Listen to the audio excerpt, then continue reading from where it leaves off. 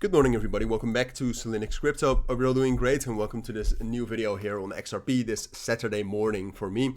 Hope you're all having a great start of this Saturday. Hope you're all want to wish you all a great weekend as well in advance. Before we start with the video, but in this video, I wanted to do a full update here on XRP regarding the short-term price action. But in this video, I also wanted to zoom out a bit and talk about some potential buy areas for XRP.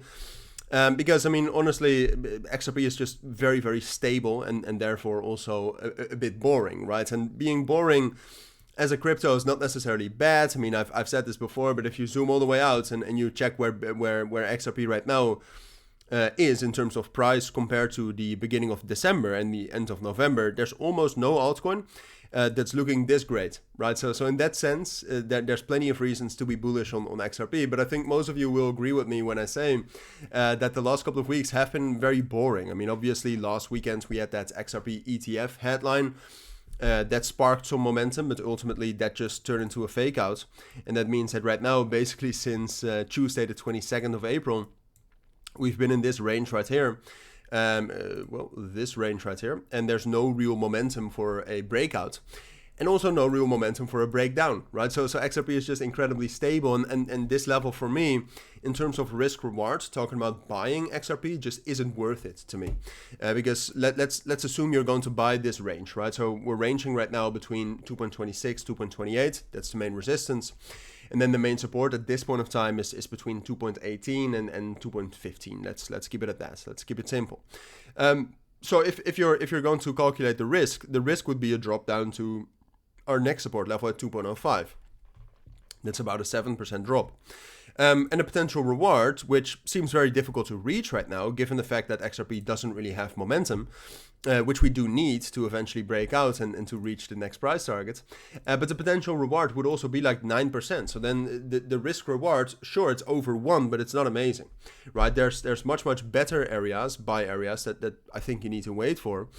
Where the risk reward is much better. And it's going to sound strange, but those levels are both to the upside and to the downside. But that's what we'll talk about, because right now the price action for XRP is very dependent on two things, right? It's very dependent on relevant news for XRP, or Ripple, or rumors about news that can help as well. I mean, we've seen plenty of times if you've been watching XRP for the last couple of years, where rumors can actually provide the biggest moves. So we're waiting for either that or some sort of a major move by Bitcoin again. And whether that's a move upwards or a move downwards doesn't really matter. I mean, we have good zones to buy in both directions.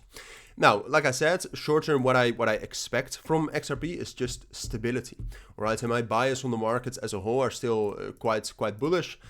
So that's why I'd say it's more likely we're still going to get that bullish breakout and a move into 2.41.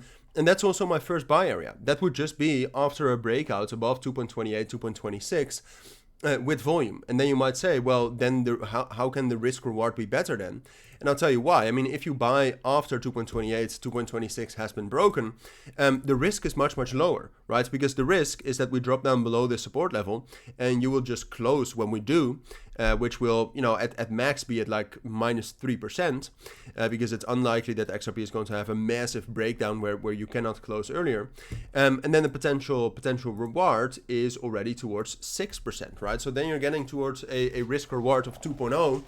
And trust me, a risk reward of 2.0, if you can accurately get that over time, you're going to be profitable, right? It depends a little bit on the strategy, but overall you're going to be profitable because you don't need that much that high of a win rate.